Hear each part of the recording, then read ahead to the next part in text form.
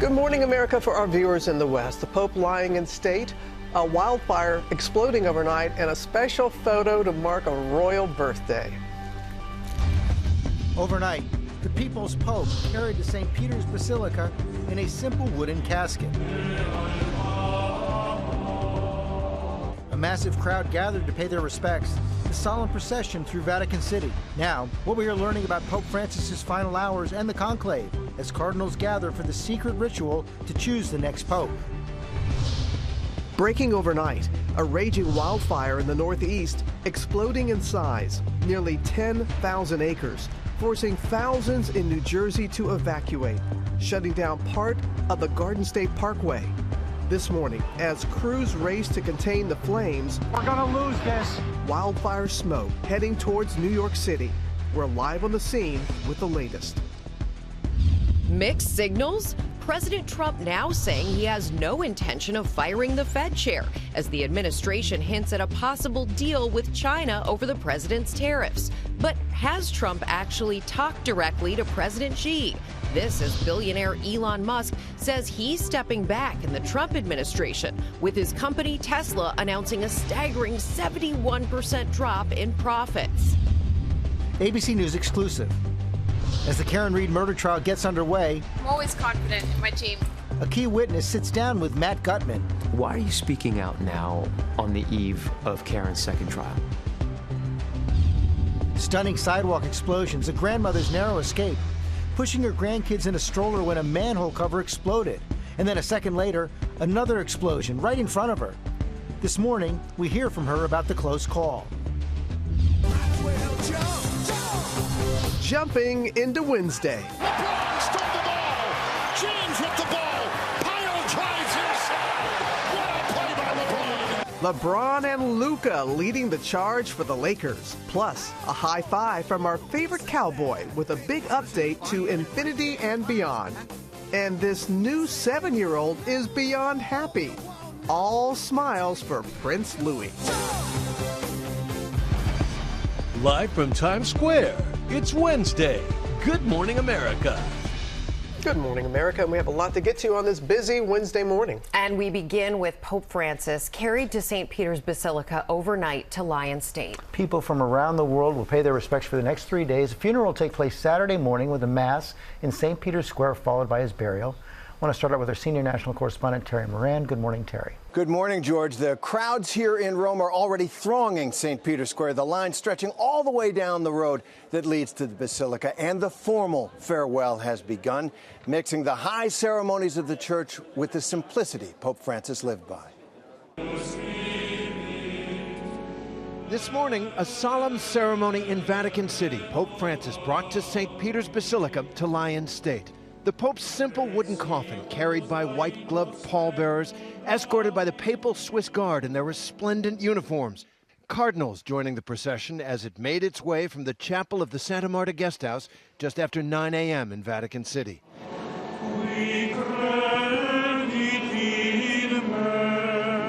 Irish-American Cardinal Kevin Farrell, a former Dallas bishop, In nomine Patris et Filii et Spiritus Sancti.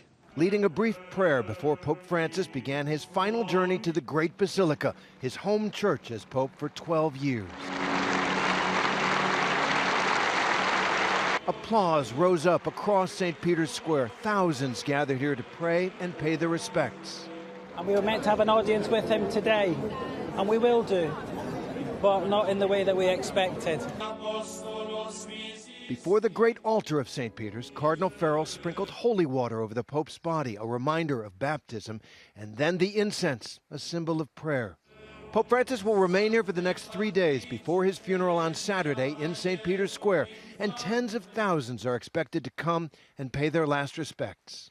And this morning, new details about the funeral. Leaders from around the world will be there, including President Trump and the First Lady, Ukrainian President Volodymyr Zelensky, and Prince William. The Pope's funeral on Saturday will begin with Mass at 10 a.m. local time in the square in front of St. Peter's Basilica, followed by a burial at the Basilica of St. Mary Major, a couple of miles away.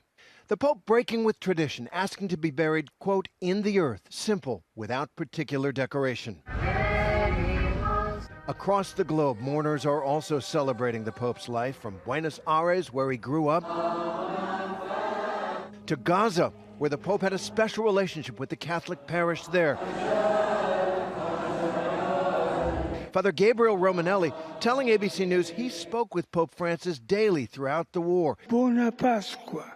And this morning, new details about the Pope's final moments after that amazing moment Easter Sunday, where one last time Francis made his way through the crowds in the Pope-mobile.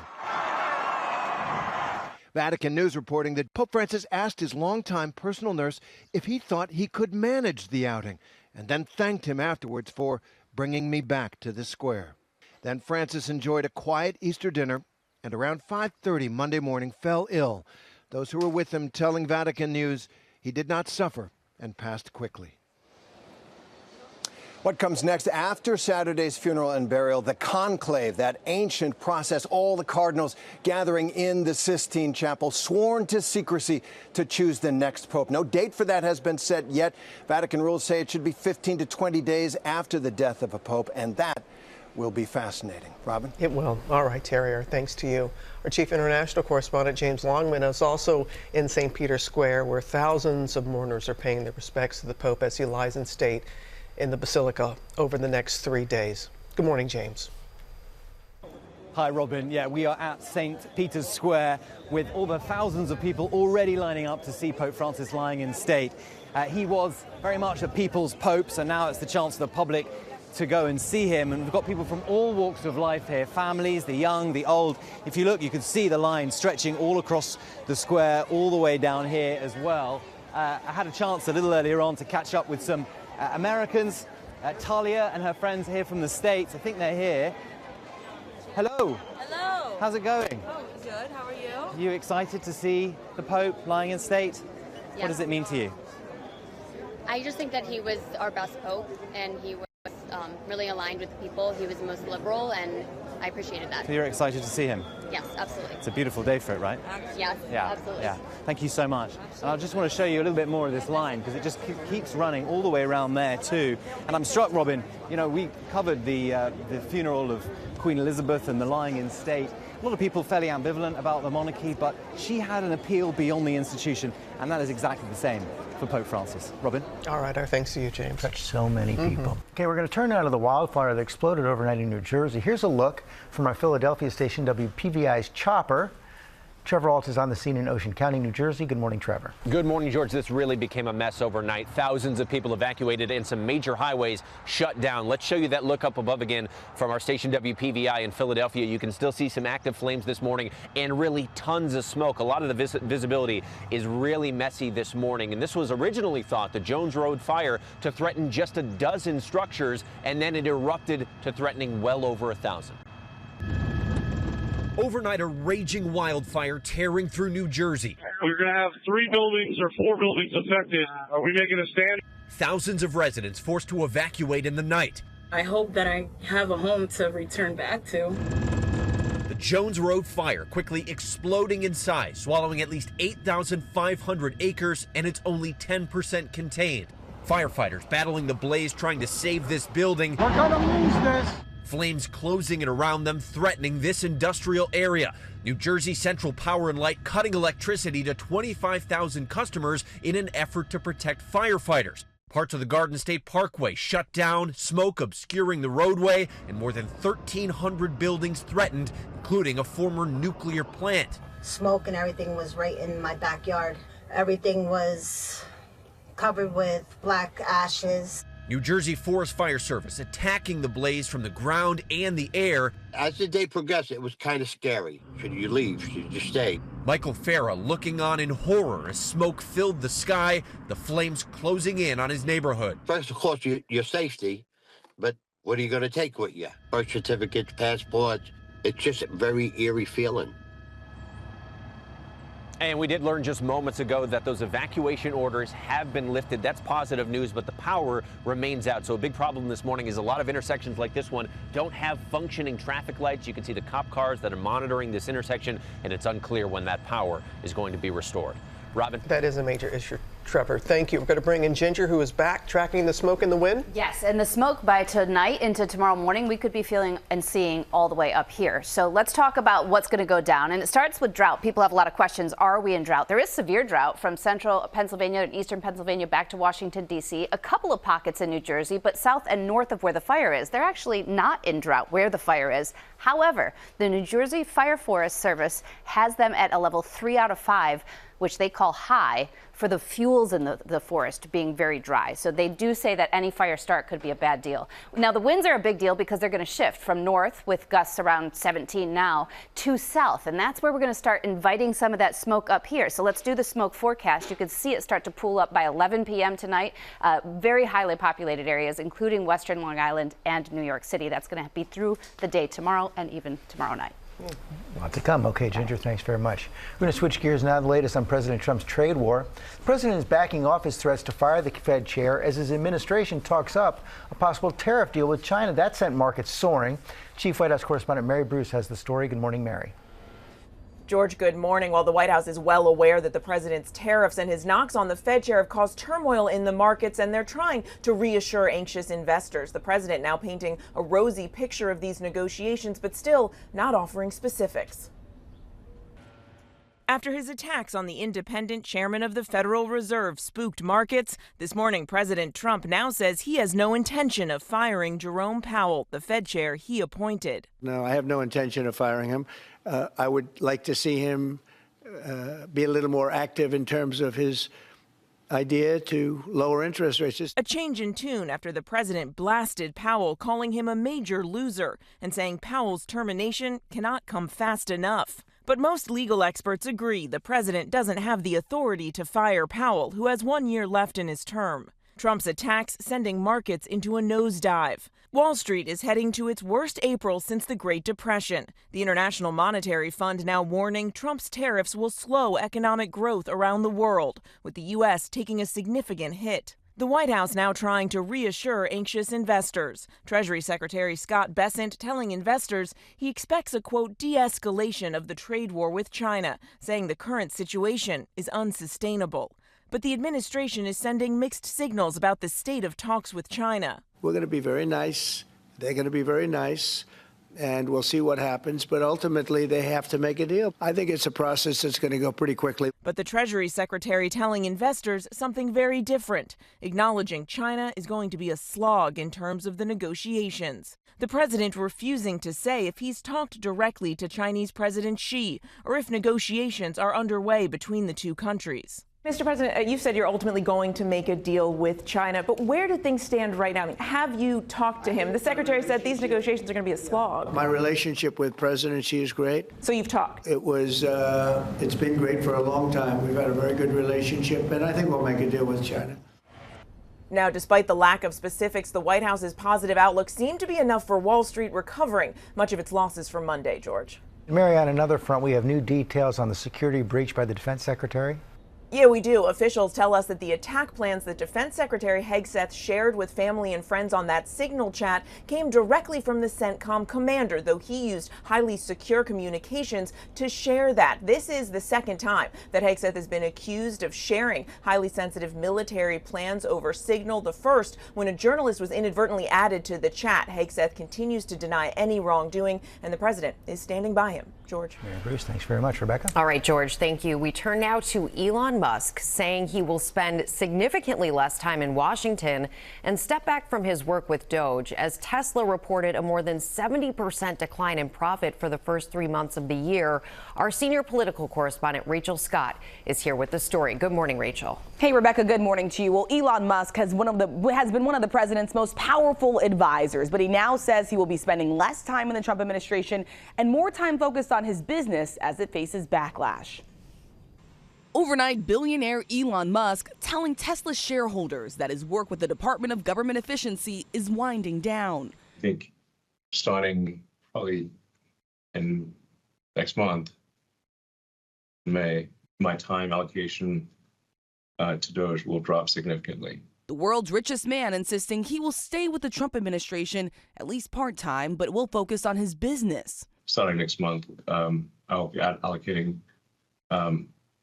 far more of my time to Tesla. His remarks coming after his company Tesla announced a 9% drop in revenue from January to March and a staggering 71% drop in profits in the first quarter. The electric car giant blaming the growing trade war and, quote, changing political sentiment, which could have a meaningful impact on demand for our products in the near term. As people know, there's been some blowback for the time that I've been spending in government with the Department of Government Efficiency, or DOGE. The company's CEO has become a divisive figure since heading up the president's effort to shrink the size of the federal government. His high profile making Tesla a target. The Department of Justice already charging multiple people in several states for attacking dealerships and lighting multiple Tesla vehicles on fire. So Elon Musk also said that he will continue to push the White House for lower tariffs. In recent weeks, he has openly fought with the president's economic advisors over the administration's trade policy, guys. All right, Rachel, thank you. We're going to turn now to the NBA playoffs. The Lakers rebounded overnight behind LeBron and Luka after losing that first game of the series. I know, Will Reeve, you're all over this. Good morning. I am. Good morning, Robin. Hi, everyone. So going down 2-0 in an NBA playoff series is basically insurmountable. Only 34 teams have ever done it. So that was the history. George liked that one. You're waiting for that one. That was the history, staring the Los Angeles Lakers in the face before last night's Game 2 in L.A. LeBron James and Luka Doncic and the rest of the squad had their doors blown off by the Minnesota Timberwolves in Game 1. The Lakers in need of a strong effort from their superstars. And that's what they got. LeBron with 21 points, 11 rebounds, 7 assists, and 31 points, 12 rebounds, and 9 assists from Luka. L.A. winning 94-85. It is all tied up at 1 game apiece. And Luka has historically delivered in the playoffs. He's got the second most points per game in playoff history behind some guy named Michael Jordan. So Luka's on a Hall of Fame career path, but he probably needs a championship. He came close last year with Dallas, but we know how that whole story ended. The playoffs are where legacies are cemented, and Luka is young. He's in his mid-20s, so he likely has more kicks at the can. But how about 35-year-old James Harden of the Clippers, or 35-year-old Jimmy Butler of the Warriors, or 34-year-old Damian Lillard of the Bucks, who came back last night after being out a while with blood clots? Oh, yeah. Those guys are all superstars, missing the one thing they would trade for all the stats or fame or fortune, an NBA title. Someone's going to win it this year. So each day this spring, we're getting closer to finding out. It comes down to winning a title. It does. It really does. There you go. You heard it here first. You got the numbers. Thank you for bringing it every day. Okay, Will. Coming up, the Karen Reed murder retrial began on Tuesday. Matt Gutman has an ABC News exclusive. Hey, Matt. Hey, George, I spoke to Carrie Roberts, a lifelong friend of the victim, John O'Keefe. She'll be back on the stand today, her key testimony, and why she's been living in fear. That's coming up. All right, Matt, thank you. Plus, new at 7:30, the urgent search for a missing Princeton student. And we're going to hear from the grandmother who narrowly escaped an exploding manhole cover while walking with her grandchildren. Really get a kick out of Will crunching those numbers. Yes, I do. We'll be right back. The winners and new champions of Dancing with the Stars are Bindi and Derek. Back here on GMA, we remember Bindi Irwin when she won Dancing with the Stars in 2015. Her little brother, Robert, was in the ballroom for that big night. Well, you know what? He is heading back as a celebrity contestant. The first one announced for the upcoming season. We're going to tell you what he told us about dancing for the Mirrorball Trophy. Little sibling rivalry. Sam's going to have that in Pop News. First, new at 7:30, the FDA is taking steps to remove petroleum-based food dyes from the nation's food supply. The FDA commissioner says the agency is looking to revoke authorization for 2 synthetic colorings and working with the food industry to eliminate 6 others. Also, authorities in New Jersey are searching for a missing Princeton University student. 23-year-old Lauren Blackburn was last seen Saturday. Sonar units and drones are being used to search a man-made lake that runs through the campus. And the youngest child of Prince William and Kate Middleton turned 7 years old today. Happy birthday to Prince Louis. The royal family revealing a new photo of the prince to mark the occasion. Robin, you noticed the teeth? The missing teeth. Lots of visits from the tooth fairy. Yeah, I can't believe he's 7 already. 7. Yeah. Wonder what the going rate is for a prince. Good question. Now to an ABC News exclusive with a key witness in the Karen Reed murder retrial who took the stand yesterday during the first day of testimony. She was with Reed when they found the body of her Boston police officer boyfriend. She spoke with our chief national correspondent, Matt Gutman. Good morning, Matt.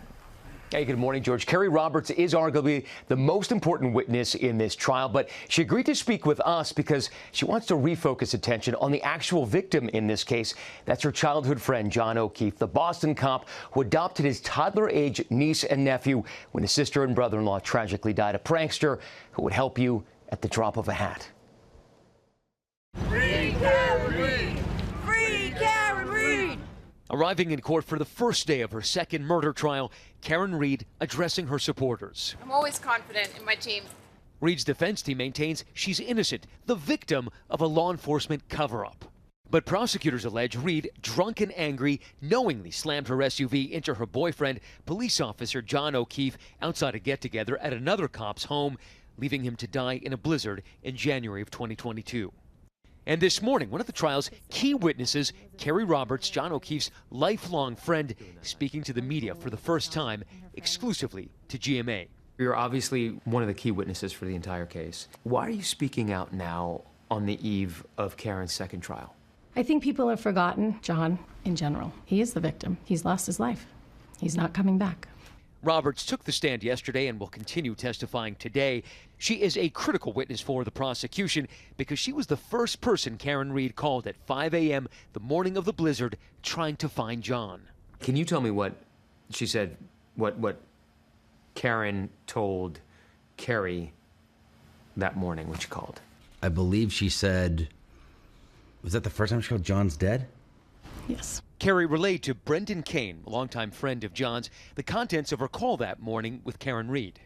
When Karen called Carrie, she was histrionic, screaming, John's dead, John's dead. I think you get hit by a plow. Carrie, John's dead. Is that right?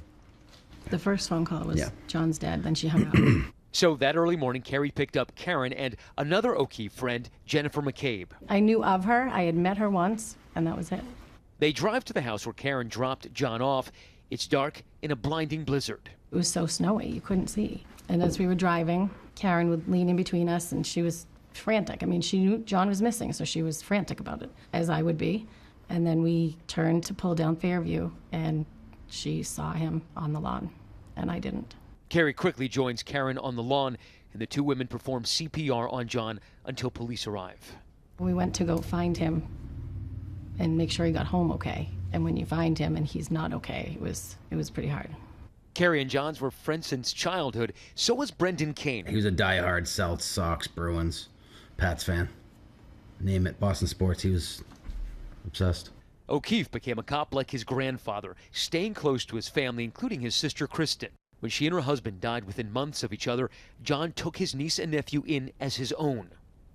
Carrie was his right hand. It was like all hands on deck when they would go to dance recitals and stuff. Father-daughter dances. I would do their hair and get the boutonniere and get the corsage, and he did a great job. This was one of my best friends. In the 3 years since Reed was arrested, the town of Canton has been transformed. Neighbors have taken sides. Witnesses have been harassed. For the crime of? Telling the truth. Answering the phone.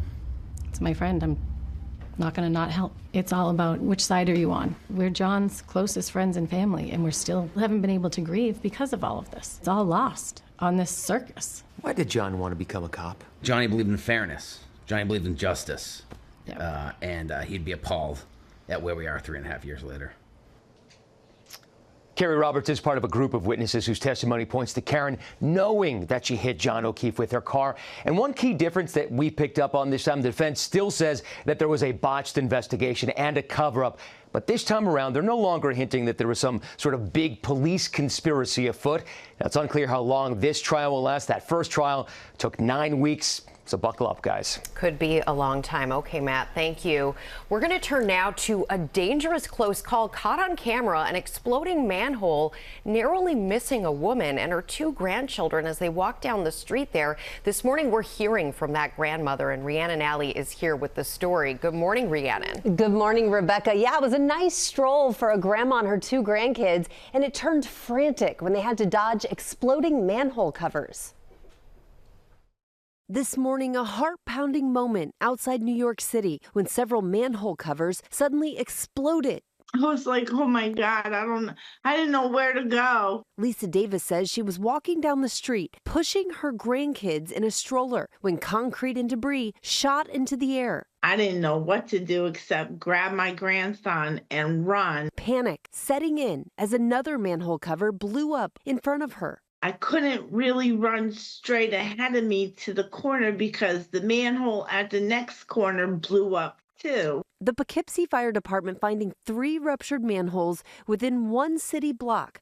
Luckily, no one was injured. After the winter season, the salt gets down in there, and when it reacts with water, it becomes a corrosive. And over time, it destroys the rubber coating on these power lines. Officials say high levels of carbon monoxide were detected in the area. Davis says she's still worried about walking on the sidewalk. Her 6-year-old grandson says he's doing just fine. How'd you feel about everything that happened? Kind of scared, but I wasn't that scared. Such a brave little boy and a heroic grandmother. The site of the explosions, along with the occupants of nearby buildings, were all evacuated, and the cause of this explosion is still under investigation. Guys, don't mess with Grandma. She's ready. That's true. Glad all are okay, Rihanna. Thank you. Now on GMA, talking about Real ID, keeping it real. Rules go into effect 2 weeks from this morning, and transportation correspondent Judah Benitez is here. So tell folks, one of the biggest reasons you need one is airport security to get through that. That's right. So how do you know if you actually have the right ID? And if you don't, what are some other options? So this all starts May 7th. So remember that, because that's when you're going to need this ID to get through airport security. We actually have a photo of one from Ohio. Take a look at that. You see that little star on the corner right there? That's how you know that it's a real ID. So if you have that, you're good. And a lot of people actually, if in many states, if they renewed in the past few years, they actually may already have it. So you may have that already at home. But I don't want you to panic, Rebecca. I don't want you to panic because a little bit, right? Because you still can use your passport to get through. So if you have a passport and it's current, you can get through airport security for those domestic flights. Real rush to get appointments now. Real rush, and we're not having a very good time finding a lot of these appointments. Yeah, I haven't been able to find one. Yeah, and we looked in Jersey yesterday. There were no appointments available.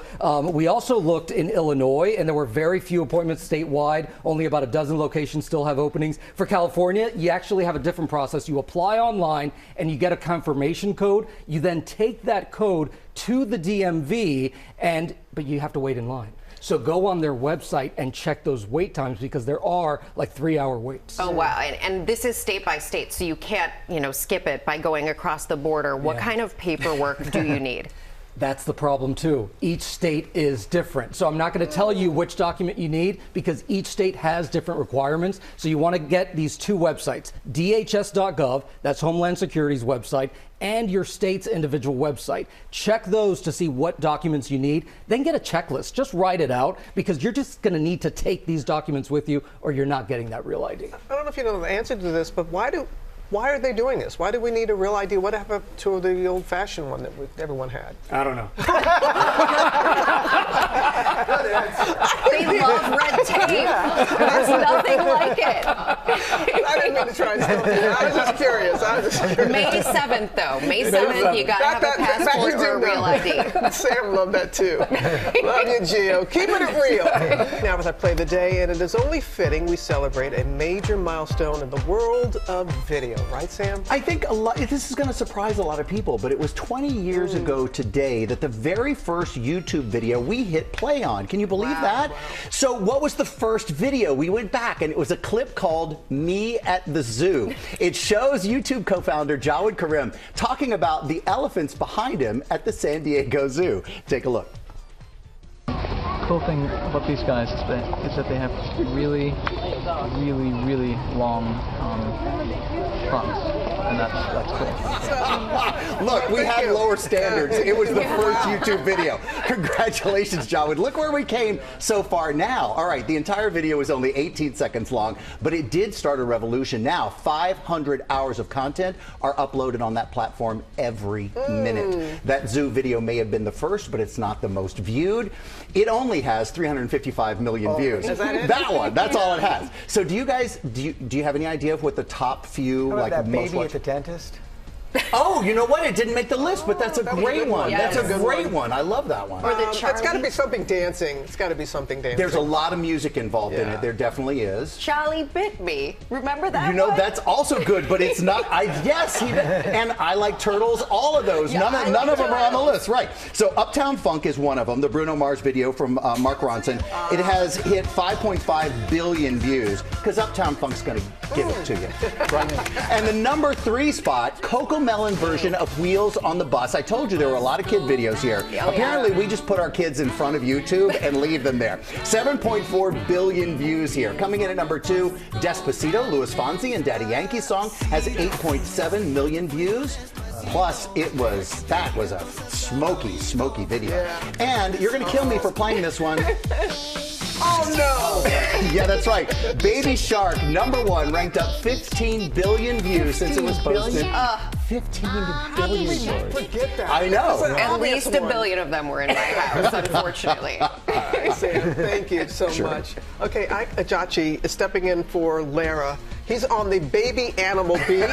He's at the Philadelphia Zoo. An exclusive first look at some very special hatchlings. We'll sneak a peek when we come back.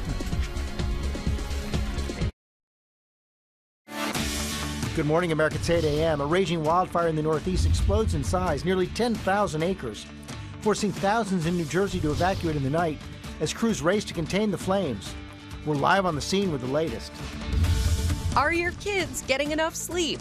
The answer is probably not. This morning, what a new study reveals about bedtime and brain function. Plus, what to keep in mind when it comes to electronics and after-school activities. You want me, I want you, baby. Get out your dancing shoes.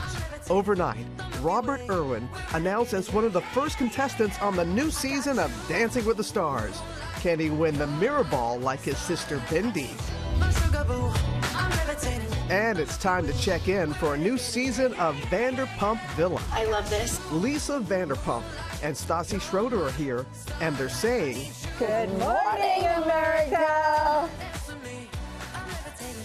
Live from Times Square, it's Wednesday. Good morning, America. We certainly do say good morning, America, and thank you for joining us on this Wednesday morning. Coming up, cookbook author and food influencer Alex Traeger is here showing us the one ingredient. She's very happy about this one ingredient. She adds to mac and cheese that will take it to the next level. Did you see that? She landed it. All right. Also ahead, the FBI's just released alert on scams. Americans losing more than $16 billion last year alone. We're going to break down how people are being fooled and who has lost the most. First, look at the top stories breaking today. We start with Pope Francis, carried to St. Peter's Basilica overnight to Lion State. People from around the world will pay their respects for the next 3 days. Funeral will take place Saturday morning with a mass in St. Peter's Square, followed by his burial. I want to go back to our chief international correspondent, James Longman. Good morning, James.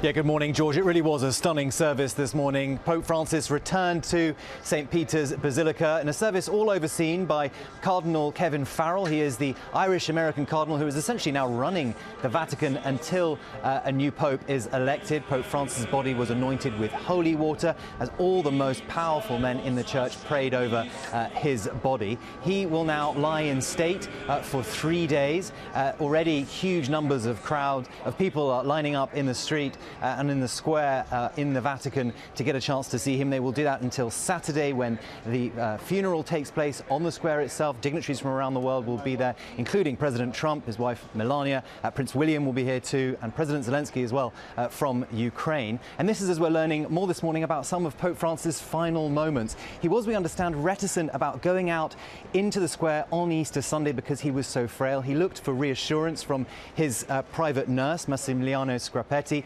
who gave him that reassurance. He went out into the square. He received so much love and support from people there. And then when he returned, he turned quite simply to that nurse to say, thank you for bringing me to the square. It is a wonderful thing to know that that meant so much to him. Robin. It's a moment that many of us will remember. You're right about that, James. Thank you. We're going to turn now to the wildfire exploding overnight in New Jersey. Let's go back to Trevor Ault, who's on the scene in Ocean County, New Jersey for us. Good morning again, Trevor. Good morning again, Robin, and you can see the haze in the air. This really became a problem overnight. The fire erupted late Tuesday evening with 3,000 people evacuated, some major highways shut down, and we want to show you some images from up above captured from the chopper from our Philadelphia station WPVI. Still some active flames this morning and tons of smoke. Fire officials say the Jones Road fire charred more than 8,500 acres. It threatened more than 1,300 structures, including a former nuclear plant. And we saw firefighters trying to battle this on the ground and in the air. And to try to help protect those firefighters, they actually shut down the power to part of the state. 25,000 people without electricity. They wanted to try to limit the possibility of any explosions now. And while we have learned this morning that these evacuation orders have thankfully now been lifted, there are still some areas and many intersections, because the power is out, that don't have functioning traffic lights. And as a lot of people are driving, maybe avoiding those highways, that's going to be a problem too. We're waiting for an update later this morning on the containment of this fire,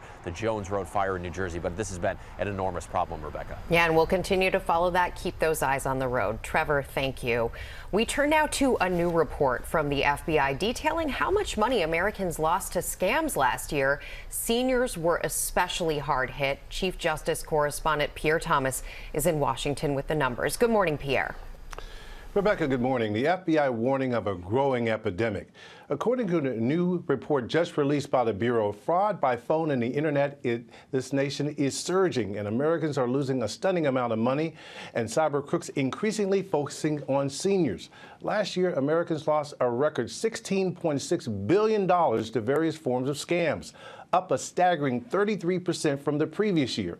And the group most often targeted were people 60 and older, who lost nearly $5 billion. And guys, seniors were hit with a barrage of different kinds of scams, ranging from people pretending to be coworkers soliciting money to scams involving criminals claiming to be tech support. They're slick. They claim they found a virus on your computer that they'll remove for a fee. This morning, the FBI is up with an urgent public service announcement warning consumers to, quote, check, call, and wait. Check email addresses and phone numbers to make sure they are legitimate. Call to see if the incoming information is authentic, and wait. Wait before you send money until you can absolutely verify that you're not being scammed. Robin? Check, call, wait. We got it. Thanks to you, Pierre. We appreciate it. Now to the suspected stowaway who got onto a Delta flight in New York bound for Paris without a boarding pass. She was in court on Tuesday, and Chief Investigative Correspondent Aaron Katersky is here with the latest. Good morning, Aaron. Good morning, Robin. Svetlana Dali had been discussing a plea deal to resolve her stowaway case. In court, though, she said there would be no deal. So now she's headed to trial next month on charges she secreted herself on a Delta flight to Paris from JFK.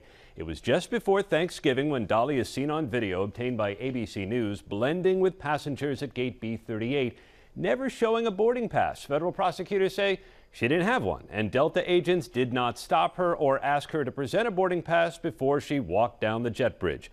Even before she made it that far, this video obtained by ABC News shows Dali going through security. The FBI says she was able to bypass officers checking tickets and IDs by using a special lane for crew members. Dali has been in jail for the last 4 months. If she's convicted, she faces just 6 months behind bars. So, guys, there's still hope for a plea agreement. Otherwise, trial starts May 19th, guys. Okay, Aaron, thanks very much.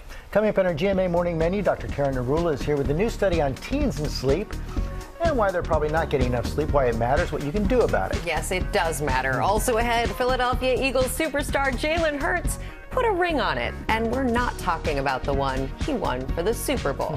Plus, celebrity stylist Erica Wark is going to show us the hottest colors and prints for spring. And Sam, whoo, you're with some star power there. Do I have the TV power? It is blinding. Diego Luna is here, by the way. And even the critics say this Andor is a real Star Wars. That's the hit. Everybody loves it. Congratulations, my friend. Thank you so much. Yeah, and then look over here. Lisa Vanderpump, Stassi Schroeder's here. So when do we start the new season? 24. All right. Yeah. Are you ready for this? Born ready. Are you going to tell me any, like, really good secrets? Yeah, but I might have to kill you. That's all coming up right here at the Vanderpump Villa. We'll be right back.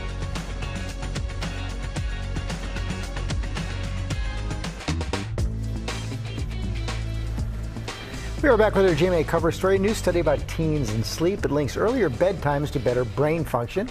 Here to break it down is our chief medical correspondent, Dr. Tara Narula. Common sense wins again. Yes, it does. It Thank you for saying that. We all know, George, how important sleep is, but it's so important for teens whose brains are still growing and evolving. So researchers here did something interesting. They gave teens who are 11 to 14 a Fitbit. They scanned their brains and they gave them cognitive tests to see how their sleep patterns affected their brain function.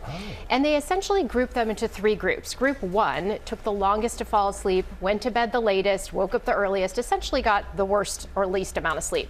Group 2, somewhere in the middle, and Group 3 went to bed the earliest, fell asleep the earliest, and got the most sleep. So what do you think they found? Well, Group 3 had larger brain volumes, did better on cognitive testing when they assessed things like reading, comprehension, understanding, and then they also found that they had better brain connectivity and also lower heart rates, which we know is a sign of generally better health. So we think of sleep as being this time of inactivity. Nothing's happening, but actually a lot is happening in our sleep, in our brains. We are releasing hormones. It's helpful for our immune function, and it's a time where toxins in our brains are being cleared out so that we can make new pathways and improve our brain function. And you also lose a little weight with the sleep. You're right, but it's true. I'm no doctor. I'm slimmer now. I know, but it is absolutely true. You are a parent. Yes, I am. Okay, all right. So what can a parent do to instill some good sleep practices with their children? Well, the struggle is real. I can tell you, my 12-year-old came up to my husband and I. We're both physicians and informed us that we were putting her to bed too early, that all her friends were staying up later, and that she was going to Google the American Academy of Pediatrics website. So when she did, we were vindicated. And so for all the other parents who are battling their teens, the recommendations are if you are 6 to 12, you should be getting 9 to 12 hours of sleep. Right? If you are 13 to 18, 8 to 10. So again, it's not so much about the bedtime, but really how much you're getting before they wake up, like in totality. So what can you do as a parent? You can set a bedtime, right? Make sure they stick to it, and that it should be consistent throughout the week and the weekends. The tendency is to kind of go to bed later on the weekends and sleep in later. You want to make sure that their room is cool, dark, and quiet. I love blackout shades, a good pillow. Don't let them eat a large meal or caffeine right before bed, but make sure that they are exercising during the day and eating healthy during the day. And then Robin, so important. Yes, it is. We take all the devices out of our kids' rooms, right? They shouldn't be using them at night. You don't want that blue light, which delays the secretion of melatonin and interfering with their ability to fall asleep. And then sometimes just things like a warm cup of maybe milk or chamomile tea that's caffeine-free, a hot shower, meditation. I love the app Calm. They actually have meditations for kids. They can use, yes. So lots of things you can do. And then we as parents and kids tend to overcommit our kids. So they're doing this activity, and lots of times they just need a little bit less so they can actually get to bed.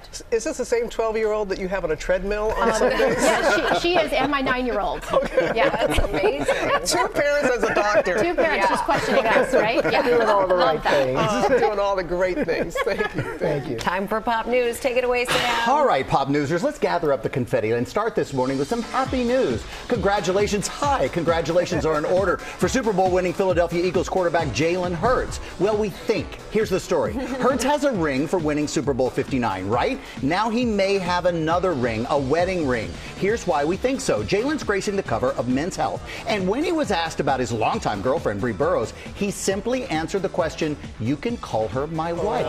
Well, there hasn't been an announcement, but that may be one. It seems right for a superstar who's extremely private. Hurts and Burrows have been together now for about 7 years. They met at the University of Alabama. They got engaged last September at a very romantic, if you saw this, oceanfront setting, the right way to do it, according to Essence magazine. So they're a lovely couple. Yes. They're a lovely couple. And maybe it's congratulations. So let us know for sure. Yeah. I mean, we'll just scream like at an him when he sees announcement to it. me, Right, doesn't it? Like, I think we can make that official, right? There's a magazine. Allegedly. All right. Allegedly.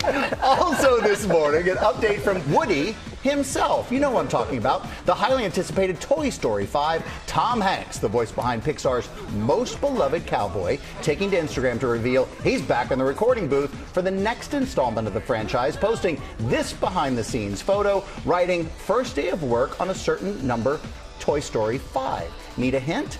Disney, Studio B. According to Disney, the movie will see the toys meeting technology. And quote, Buzz, Woody, Jesse, all not that heavy on technology. And the rest of the gang's jobs get exponentially harder when they go head-to-head with this all-new threat to playtime. Can you imagine? All right, we'll see what happens when Toy Story 5 hits theaters June 19th, 2026. Toy Story 5. I know. Don't you remember the first one? I do. The scary dolls broken pieces was like nightmarish for me. I was like, please don't do that to me. Hey, calling all Golden Bachelors. Hello. The next Golden Bachelor has been announced. Meet Mel Owens. He's the former football player who's ready to tackle romance. And since he's a football guy, we've got his stats. He's 66, has 2 sons, played in the NFL before becoming a lawyer. He graduated from the University of Michigan and was selected in the 9th overall pick in a 1981 NFL draft by the Los Angeles Rams. Sound good, right? He lives in Orange County, if you're interested, California. And Mel says he wants to, quote, meet someone who shares his vision for a love rooted in the simple joys of companionship and finally find that perfect teammate he's been waiting for. So calling all Golden Bachelorettes, could you catch that pass? See what I did there? See what I did there? No word yet on the premiere yet of the Golden Bachelor. I was kind of hoping you wouldn't. You couldn't resist. George. Really? Come on, I couldn't. All right, and finally, Baby Animal Beat. Earlier this month, we introduced you to Mommy, a Western Santa Cruz Galapagos tortoise at the Philadelphia Zoo, who gave birth at the age of 97. That made her a world record holder, becoming the oldest known first-time mother of her species. Mommy laid 16 eggs. I'm exhausted just talking about this in November, and 4 of them have hatched. So far this morning, our Ike Ajachi is on Baby Animal Beat with a GMA exclusive look at introduce these little miracles to the world ahead of their public debut. Ike, tell us what's going on. Hey. Good morning, guys. Listen, I'm so excited. I had to cut you off a little bit. Listen, this is really, really a historic moment for the animal care team here at the Philadelphia Zoo. Those 4 hatchlings right here in this box with me. Take a look. They are so cute, trying to climb out to say hi to everybody in America right now. But joining me is Danny Hogan. She is the Director of Mission Integration here at the Philadelphia Zoo. Thanks for joining me now. Hey, good morning. Good morning. I got to ask you, how is Mommy doing, and how rare is it to become a mother at her, well, advanced age, let's say? Mommy is amazing. She's so great. She did lay a ton of eggs, and she's responsible for these absolutely amazing creatures in front of us. But she's a rock, you know. She's been around here for 96 short years, maybe 97. Ooh. So she is very experienced in life, even though this is her first time becoming a mother. Now, you said it, a lot of eggs, 16 eggs, 4 of them hatched. Obviously, the females right here. So when are the males, when are the guys going to come through here? When can we expect them to come out? So what's interesting about these tortoise eggs is that the female eggs and the male eggs are actually incubated at different temperatures. So we were able to separate them out. So the females hatched first because they were incubated at a slightly different temperature. The males, we're hoping if we have any, they'll hatch in the next couple of weeks or few months. Now, the Western Santa Cruz Galapagos tortoises, they are critically endangered. So how significant are these hatchlings to the survival of their species? We really can't overstate how significant these babies are. I mean, this is an amazing mother, an amazing father, 2 very genetically important animals that do not have a lot of babies. So these guys right here have genetics that are not represented in this species really anywhere, and that's super important to making sure that they do not go extinct. Very important. Thank you so much. They're going to be here starting today. Everybody can come to the Philadelphia Zoo and see them for yourselves. Guys? I will not miss it. And proof when you see the little turtles that baby anything is cute. Right? Because how is a turtle cute? That's cute. You're adorable. Thank you very much. Well, I'm going to pop on over because we are springing into fashion with the help of fashion experts and our good friend Erica Walk. She's going to tell us about all these new things, and I got to tell you the hottest trends available right now and how to style them. And these looks are available. How are you, Erica? It's so nice to see you. I was just going to say, I think we're twinning. As always. So, animal print. That's all the rage. Yes, it's back in a big way with one of the it colors, tomato red. Oh, really? Who knew? Who knew? So who's our model who's going to show us that? Rachel? Oh, yes. We can't wait to see her. Come on out. Let's see it. Let's see it. Here we go. Oh, so fun, right? I like the pop of color with it. Right? So the modern approach to trying animal print this spring is trying it in a unique silhouette like a barrel-style denim. These are from Abercrombie. They pack a lot of punch. It's a statement piece. But again, because it's animal print, we're working with lots of neutrals, so it's fun to add a pop of color. And of course, tomato red being such a big color for spring, we added it in these really fun retro-inspired sneakers from Aldo. And then we also added that pop of color on her shoulders with this really cute sweater from the Gap, finishing it off with, yes, I love to mix prints, so we actually used another animal print that's huge this season, which is the cow print, and we added that in the bag for just $24.99. All right, and my apologies, you're Ellie, correct? Allie, thank you. Look, I love the glasses, a nice touch as well. Thank you, very Allie. much. All right, strut on out of here, work it good. I hear there is a must-have color for the spring. What is that color? It is Mocha Mousse Brown. Mocha Mousse Brown? Yes. All right. Okay, this is Rachel. This is Rachel. Okay. It was Pantone's color of 2025, and I absolutely adore it in this gorgeous fit and flare blazer from Aritzia. Love the tortoise buttons. We've also cinched it, so it's she's snatched to the gods in this look. And she has to be, because I styled it with this really cute bubble silhouette skirt dress. This is for only $68 from Oakenfort, and this is one of the most popular skirt silhouettes of the season, this bubble skirt. It's sort of like an 80s throwback. It's back in a big way, and I love it in this cotton poplin. And then we also added that gorgeous, beautiful tone of brown in her little kitten heels. I love the kitten heels. Steve Madden. I love a kitten heel too. Yes. I'm wearing them right now too, because honestly, every day I get older and I'm like, I need a lower heel. Oh, come on, older. Please, you got time. You got time.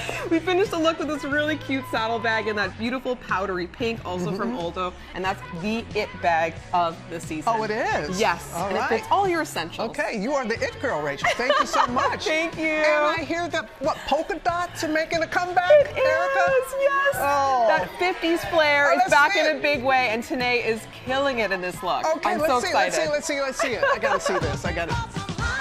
Okay. Right? And Robin, you're gonna die when I tell you the price. You're getting the top and the skirt for just $64.99 from Old Navy. What? Right? Yes, that's crazy. You don't have to break the bank to look incredible. And I love this navy and white combination. It's giving that 50s throwback, but with a modern approach, showing a little bit of that skin. Lovely. And this is great for event season as we're moving into the spring-summer season. And then, yes, these mini box bags are everywhere, thanks to Dior. But guess what? You're getting this one for just $65 from Aldo. Okay, bring all the models out, as we say. Come on out. The rest of them come out. Erica, thank you so much. She's got a new YouTube series that you got to start. I do. Yeah. But we want you to know that you can shop all these products on our website. And coming up, Lisa Vanderpump and Stassi Schroeder are here to tell us all about the new season of Vanderpump Villa. They always look very fashionable as well. They're iconic. Good morning, America. It's Robert Irwin here, and I'm joining Dancing with the Stars Season 34. Woohoo! In that smile, I can see Steve Irwin. I really can. A bonus bit of breaking pop news for you. Season 34 of Dancing with the Stars is officially a go.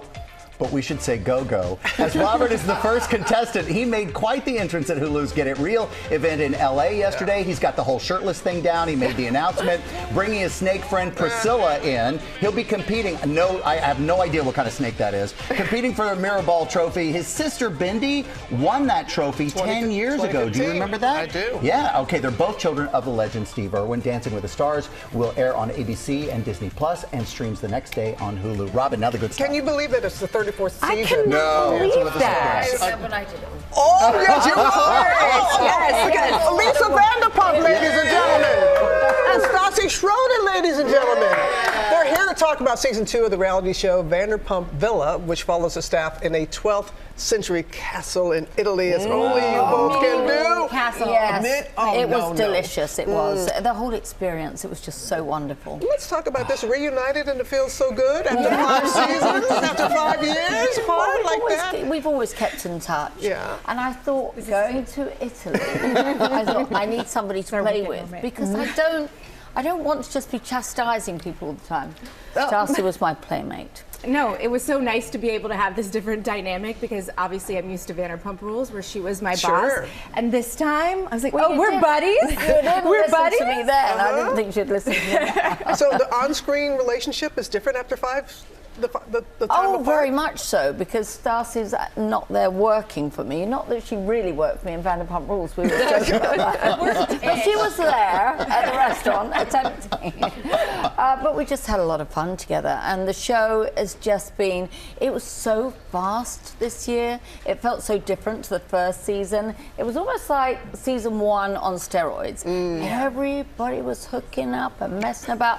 And we had the beautiful visuals as well, Robin, and I know you appreciate that. Very much so. Absolutely. Stassi, you're a mom now. 2 kids. 2 kids. And you use your children, or you use Lisa to bribe your kids? No, my daughter Hartford, who I just went with, hi Hartford, because I know she's watching. So cute. There she is. Good morning, she is so obsessed with Lisa that like it. Who is it? Right. We all are. No, it became now a way for me and Bo, my husband, to bribe her. Like, if you don't eat your vegetables, you're not going to see Lisa later. Like, but I love children. I always think they're not children, they're little people. You know, go down to.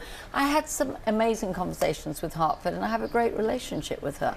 So yeah, and she's a little Stassi, a little madam, I have to say. Scary. Yeah. It's scary when you give birth to someone that it just feels like, wow, I've done this. Yeah. I know what you're playing at. You invented these tricks. Yeah. And now it's your turn to get the other side of it. Yeah. Speaking of which, you two, you've said the dynamic's different, but I'm sure in Vanderpump Villa there is some drama. So I mean, how do you navigate this time? Well, I got to spy for her. Yeah. I got to spy on everyone for her. Yeah, Stassi was like a kind of segue, really, between me, like a conduit between me and the star. So she was snooping around, which she's very good at, actually. I really am. And she was kind of friends with the staff, but it's also really important as a boss, especially when we're in the middle of the countryside with this kind of huge dynamic of all these people, to know what's going on. So she was kind of my eyes and ears. It worked very well. I'm sure there's a lot that goes on. I'm sure. Yeah, oh my goodness, and you have whetted our appetite. Oh, you're going to love it. So let's take a little bit of a look here right now. What have you got? Ooh, who knows? You remember when I used to tell you, don't get involved in other people's business? Well, now I want you to do the exact opposite. Snooping. Maybe we can create a little mischief together. I love this. And you're going to see what it's like to be on the other side. I could be the lady of the castle. No, that's me.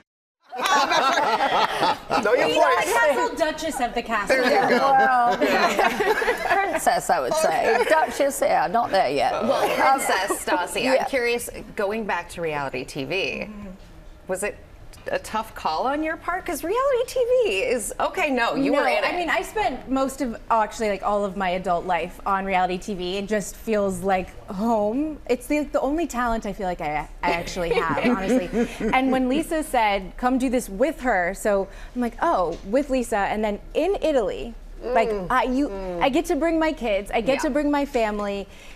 Medieval castle. It's just like loved no-brainer. Italy anyway. She got married in Italy, and you've always wanted to live there. Well, you're going to see that story play out. Yeah, absolutely. If people don't understand that creating this kind of TV is an art form, you are the best at it. You're magical at this. But after the whole Scandival drama, how did you decide just to pick a whole new cast? Oh, what, with Vanderpump Rules, you mean? Yeah.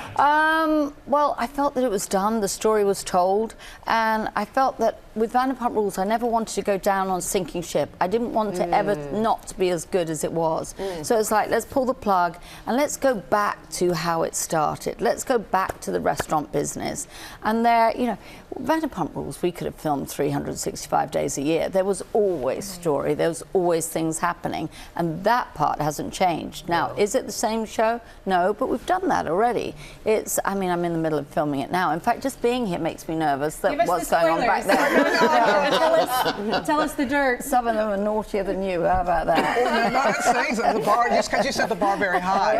Exactly. In all fairness, I was 23. That's your story. You're sticking to it. It's wonderful to have you back. You know how much we adore you. Oh, I love you too. Thank you. It's so Thank you. good. Thank You you. look so good. So I don't know what you're doing. Just keep doing it. And we'll have dinner next time we're in LA. We always connect. It's always delicious. Wow, I'm missing out. Oh my God, Vanderpump Villa, you are. You'll be there. Season 2 premieres on Hulu. Thank you for that. Now with a wonderful lady and a social media star whose easy recipes and fun cooking videos have gotten her more than 2 million followers. Now Alex Traeger is out with her debut cookbook. It's called Scratch That. Alex, it is so great to have you here. Thank you Welcome. so much. I'm so excited to be here. I love the name. So now people are just going to walk up and go, Alex, scratch that. There we go. I'm cool with it. Yeah. But the second tagline we were just talking about in the break, embrace the mess, because you don't mind cooking in a messy kitchen. It's real. No, I've always decided to show my real mistakes, my messes,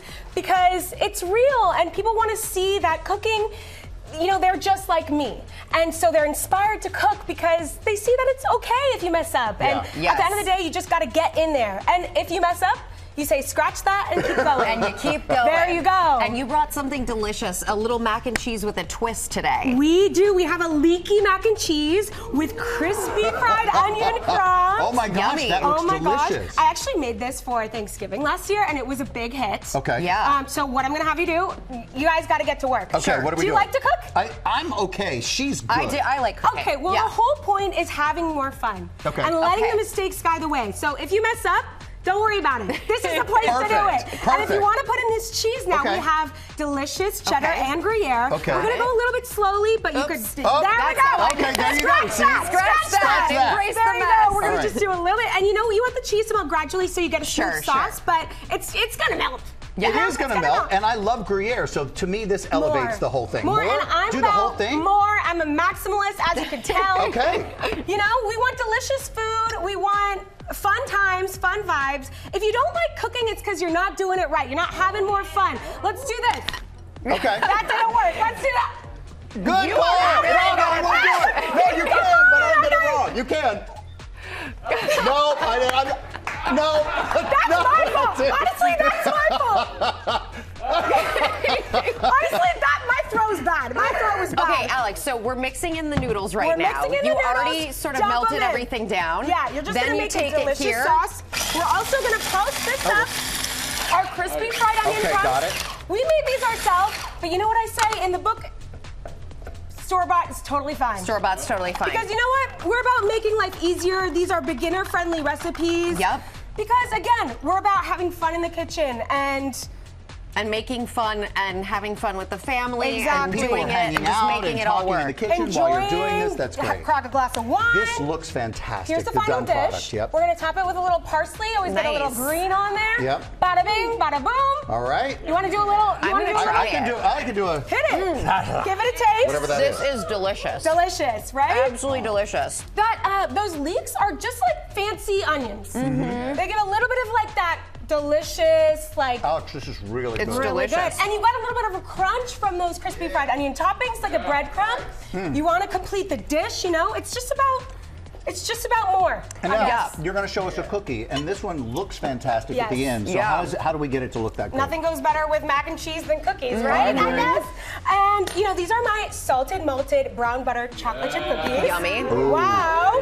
Again, you can tell there's a theme here. I like to do more. Yeah. Do the most.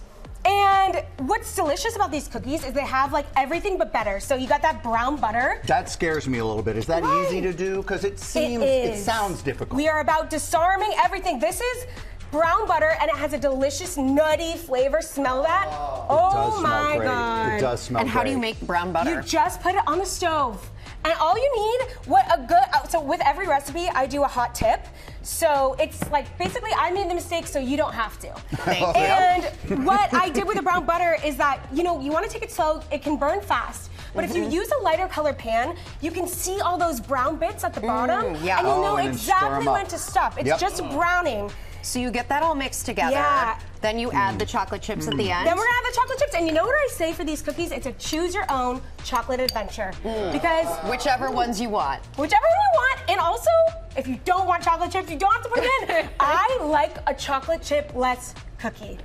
Because I want all your chips then, because You want all the chips. I'm all in on the chocolate chocolate. chips. Just don't put walnuts in mine. No. Okay, how do you get them to stay flat? This is a big we question. actually like a thin, chewy, gooey that's a cookie good here. one. Like me Yeah. personally, we got the salt on top, so it's kind of about the butter. We have this brown butter that makes the cookie, the consistency of what it is. Yeah, that's perfect. But another tip is you want to really cool that dough when you make it so that the flavor really develops. And also what's a great tip is that you can just make the dough, freeze it, and then put it in a Ziploc bag and make one cookie at a time if you ever have that craving. When you have a cookie craving. Alex, you made this fun for us this morning, and you can get these recipes on goodmorningamerica.com, by the way. There you and go. Alex's cookbook, which is right there, Scratch That, is out right now. Woo! Good morning, GZ. Yes, get your cookies. It's delicious. I'm so glad you Unbelievable think energy. so. I love it. Okay, now to an inspiring new documentary from Rosie O'Donnell. It is called Unleashing Hope: The Power of Service Dogs for Children with Autism. For children diagnosed with autism, Service dogs can provide companionship, emotional support, and a connection to the world around them. This is a subject close to Rosie's heart. Her youngest child, Clay, is a 12-year-old with autism. Take a look. When I got my dog, the tail wouldn't wag.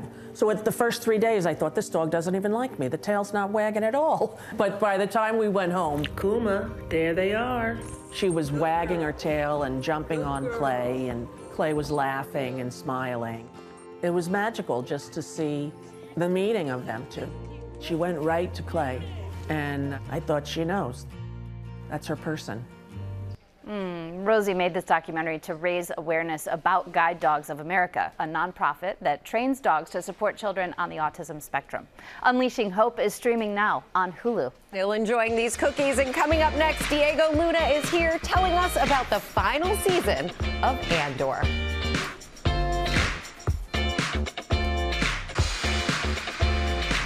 Final season of Andor just premiered overnight to rave reviews. Variety call it the gold standard of what modern Star Wars can be. We have the show star Diego Luna with us. Congratulations. Good to see you this morning. Thank you so much. Yeah, good to see you I did too. a scan of the headlines this morning. Every single review is a rave. We even got a shout out from our CEO, Bob Iger, put up an Instagram post right there. He says, some of the best Star Wars storytelling ever. Proud, gratified, relieved, tired. How are you feeling? Everything. Yeah, you describe how I feel. No, I've been touring and getting to meet the fans, which has been lovely. That gives you energy to keep going. But I'm really proud. We've been working for 2.5 years on this second and last season. It's the last season, so we better get it right. and I'm excited for audiences to see it. We're delivering 3 episodes a week. So it's like a film, Right. We have like 4 films coming out these next 4 weeks. And you can binge a little along the way. Yeah, a little binge. Exactly. Well, it's just that every little film, every block of 3 episodes is 1 year in the life of these characters, and then there's a jump, and you see another year, and it's the last 4 years before Rogue One starts. Can you give away any surprises at all? Many, I mean, many, but tell us more. No, I won't do that. I love the secrecy in Star Wars, It's, I mean, I've never been asked to be so mysterious about my job. Normally you're trying to convince people to watch something and you have to give away things, but with Star Wars it's the other way around. It's part of the fun, that's the secret. But it reminds me how I related to cinema, as a kid. You went to the cinema not knowing anything, ready to be surprised. Today you have an opinion before you actually see things. It's so true. Yeah. It's such a good point. I want to take a look at a clip because we can give a little taste away. Oh, good. You made this decision long ago. The Empire cannot win. You'll never feel right unless you're doing what you can to stop them. You're coming home to yourself. You've become more than your fear. Let that protect you. Thank you. Ooh. Ooh, you're coming home to yourself. Yes. Cassian has become a leader, basically, in this the beginning of the second season. It's a big change from where we left on the first season. And obviously, a lot has to happen for that leader, you know, to make that ultimate sacrifice he does in Rogue One. Mm-hmm. It's gonna resignify also Rogue One, the film, you know, because this is a prequel of a prequel. Right. But now, if after watching season 2, you go back to Rogue One, you'll see the film from a different perspective. You know, that's interesting. It'll be much more interesting to watch, I think. You mentioned the Star Wars fans; they are so dedicated. And we have one question from a fan named Louis. Good morning, Diego. Good morning, America. I'd like to know two things. First, what are you going to miss most about the Andor cast and crew? Second of all, who's the funniest of the Andor cast and crew? Big love. Thank you. I'm gonna miss the community I belong to. You know, it's a beautiful community. We've went through a lot. It's been 6 years of my life. We went through the pandemic. You know, 6 years is a long time, and I work with the best of the best, you know, in front and behind the camera. Great artists, great technicians, and a wonderful cast. But I'm going to miss the most the writing of Tony Gilroy, which that material is just, as an actor, is everything you need, you know, to show up and have depth and so many layers. It's so rich. So I'm going to miss that. I'm going to miss. So who's the funniest? Yeah, who's the funniest? Oh, that's it's easy to answer. It's not me. It's Alan Tudyk. Alan Tudyk, who plays K2SO. You know, the droid that happens to be Cassian's best friend in Rogue One. He's just hilarious to be around, and so much. And also because his face will be replaced. He's the only one allowed to improvise, right, you know, because he's playing a droid. So it's difficult to keep up with him. Yeah. Thank you for coming. Yes. Always great. Thank to you have so much. Thank you for having me. Andor season 2 is streaming now exclusively on Disney+. San Diego sunset when you look at.